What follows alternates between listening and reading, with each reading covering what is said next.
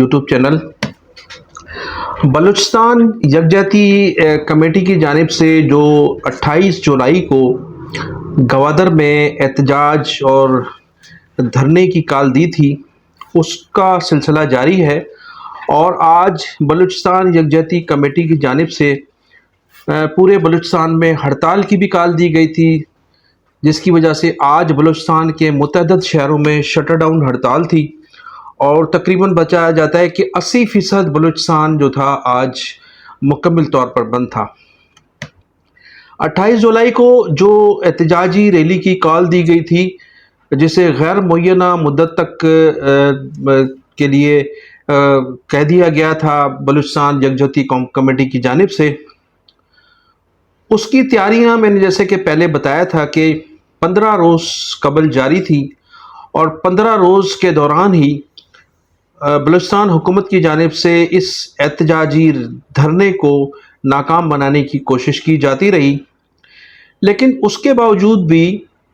ہزاروں کی تعداد میں بلوچستان یکجہتی کمیٹی کے جو لوگ تھے، کارکنان تھے، وہ گوادر پہنچے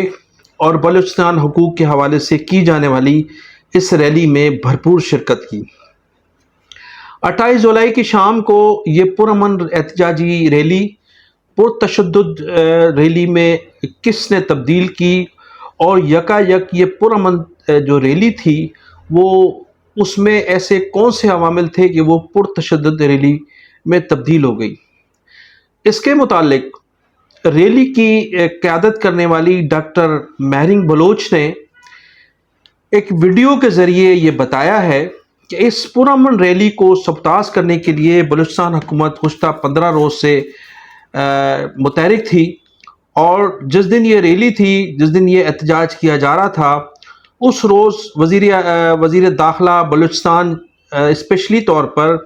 ہیلی کاپٹر کے ذریعے گوادر پہنچے تھے، اور گوادر پہنچنے کے بعد انہوں نے اس ریلی کے لوگوں پر تشدد کیا، ان کی فورسز کے ذریعے تشدد کروایا گیا، جس کے بعد لوگ مشتعل ہوئے، لوگوں نے فورسز پر بھی حملے کیے، جس سے ان کا ایک سپاہی بھی شہید ہوا اور 1 درجن سے زائد دوسرے سپاہی زخمی بھی ہیں۔ اور اس کے جوابی حملے میں پھر کہا جاتا ہے کہ احتجاجی ریلی میں شرکت کرنے والے 1 درجن سے زائد لوگ شدید زخمی ہیں، اور 3 سے 4 لوگوں کی اطلاعات ہے کہ وہ شہید بھی ہوئے ہیں، لیکن ان کا ابھی تک کنفرم نہیں ہو سکا ان کے کیا نام ہیں، ان کی ڈیڈ باڈیاں کہاں پر ہیں، ان کا تعلق کہاں سے تھا۔ ڈاکٹر مہرنگ بلوچ کی جو ویڈیو وائرل ہوئی، اس میں ان کا کہنا تھا کہ اس سے کہیں زیادہ نقصان ہوا ہے، اور جو تشدد کیا گیا ہے مبینہ طور پر فورسز کی جانب سے ہماری احتجاجی دھرنا دینے والے لوگوں پر، تو لاشیں جو ہیں وہ گلیوں میں پڑی ہیں، روڈوں پر پڑی ہیں، لیکن اس کی تفصیلات نہیں معلوم ہو سکیں، اور کسی بھی جو اسٹریم میڈیا ہے یا جو سوشل میڈیا ہے یا پرنٹ میڈیا ہے، اس میں ان کی جو تفصیلات ہیں وہ ابھی تک منظر عام پر نہیں آ سکیں، اور کوئی ایسا شخص بھی ہمیں دستیاب نہیں ہو سکا جس سے یہ تفصیلات معلوم کی جا سکیں کہ آیا کتنے لوگ اس میں مارے گئے ہیں۔ اس حوالے سے ابھی تک کوئی ایسی خاص اطلاع نہیں ہے، لیکن فی الحال سندھ صوبائی حکومت پر الزامات عائد کیے جا رہے ہیں۔ جس دن یہ ریلی تھی اس دن یہ واقعہ پیش آیا، اور پھر رات گئے جب اس ریلی پر تشدد ہوا، یا ریلی کے لوگوں نے کہا جاتا ہے کہ حملہ آور ہوئے فورسز پر، تو اس کے بعد یہ ریلی ختم ہو چکی تھی، لوگ جا چکے تھے، لوگ چھپ گئے تھے، لوگوں نے جو ریلی کا علاقہ تھا وہ خالی کر دیا تھا،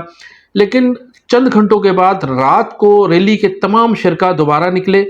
اور وہاں ایک مکمل طور پر احتجاج کیا، اپنے موبائل آن کیے اور موبائل آن کر اپنی موجودگی کا احساس دلایا۔ یہ بھی ویڈیو وائرل سوشل میڈیا پر ہو چکی ہے۔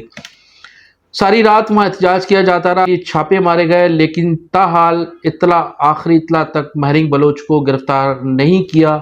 جا سکا ہے، بلکہ ان کے 2 ساتھیوں کو گرفتار کیا گیا ہے۔ ان میں ایک ڈاکٹر سبی ہیں اور 2 دوسرے لوگ ہیں جن کو گرفتار کر لیا گیا، لیکن ڈاکٹر مہرنگ بلوچ ابھی تک گرفتار نہیں ہو سکی ہیں۔ بلوچستان یکجہتی کمیٹی کی جانب سے گوادر میں ایک پریس کانفرنس کا بھی اہتمام کیا گیا، اور وہ پریس کانفرنس جو تھی وہ مختلف یوٹیوبرز نے اس کو کور کیا، اور سوشل میڈیا پر جو بتایا گیا کہ اس ان کے مطابق اس ریلی کو سبوتاژ کرنے کی کوشش کی گئی، اور اس ریلی کے خلاف انہوں نے کہا کہ چیف منسٹر سرفراز بگٹی سازشوں میں مصروف تھے۔ اس کے علاوہ پھر وزیر داخلہ نے جان بوجھ کر ایسے حالات پیدا کیے کہ ریلی کے جو شرکا تھے وہ مشتعل ہوئے، اور مشتعل ہو کر انہوں نے ان پر حملہ کیا، جس سے ان کا ایک کارکن بھی شہید ہوا۔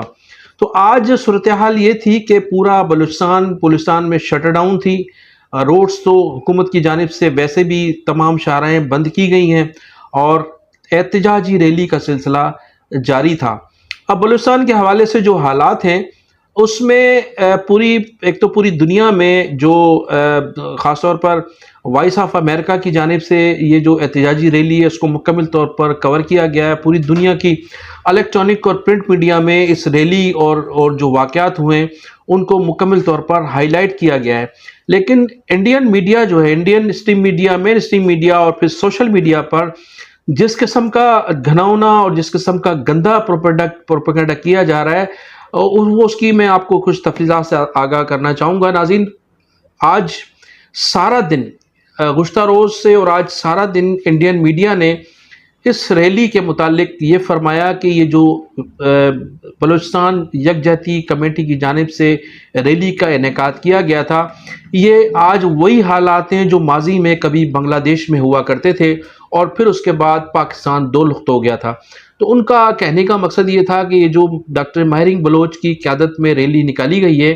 یہ ریلی پاکستان کو خدا نخواستہ نقصان پہنچائے گی، اور پاکستان کسی بھی اس ریلی کے بعد کسی بھی وقت ٹوٹ سکتا ہے۔ تو اس سے حوالے سے پوری اس وقت ہندوستان کی میڈیا نے توجہ مرکوز کی ہوئی ہے، اور ایسا محسوس ہوتا ہے کہ شاید انڈیا میں تو کچھ ہو ہی نہیں رہا ہے، اور جو کچھ بھی ہو رہا ہے اس وقت خطے میں وہ بلوچستان کے شہر گوادر میں ہو رہا ہے۔ اگرچہ ہندوستان میں اس قسم کی جو احتجاجی ریلیاں ہو رہی ہیں یا جو ملک دشمنی پر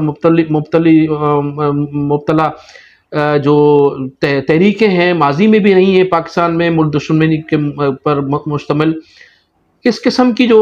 تحریکیں ہیں، علیحدگی پسند تحریکیں، یہ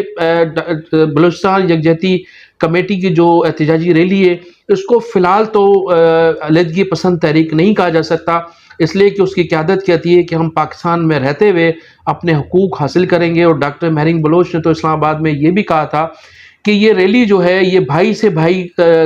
کو حق، بھائی سے اپنا دوسرا بھائی اپنا حق مانگ رہا ہے، یہ ریلی خدا نخواستہ پاکستان کو نقصان پہنچانے کے لیے نہیں ہے۔ جبکہ ہندوستان میں میری اطلاعات کے مطابق جو میری اسٹڈی ہے اس میں 28 اس قسم کی تحریکیں چل رہی ہیں مختلف صوبوں میں، جو مختلف صوبے ہندوستان سے علیحدگی چاہتے ہیں، اور ان تحریکوں کو مکمل طور پر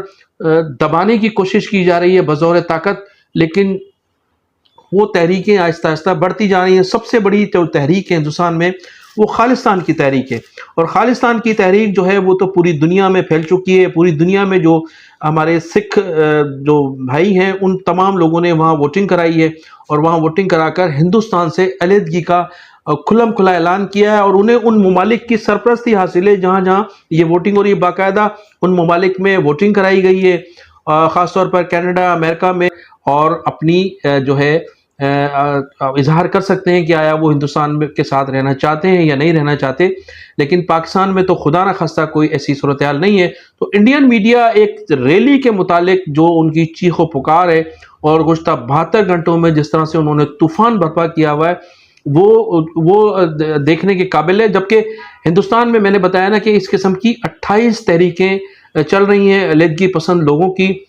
لیکن پاکستان کی میڈیا نے کبھی ایسا کردار ادا نہیں کیا۔ اگرچہ ہمارے جو یوٹیوبرز اس وقت موجود ہیں اور جو ملک دشمنی پر مبنی اپنی رپورٹنگ کرتے ہیں، ان کو چاہیے کہ وہ ہندوستان کی ان 28 تحریکوں کو بھی ہائی لائٹ کریں، جس طرح سے ہندوستان کے یوٹیوبر، سوشل میڈیا اور اسٹریم میڈیا اس تحریک کو، جو حقوق بلوچستان کی تحریک ہے، اور جس میں ان کا سب سے بڑا مطالبہ یہ ہے کہ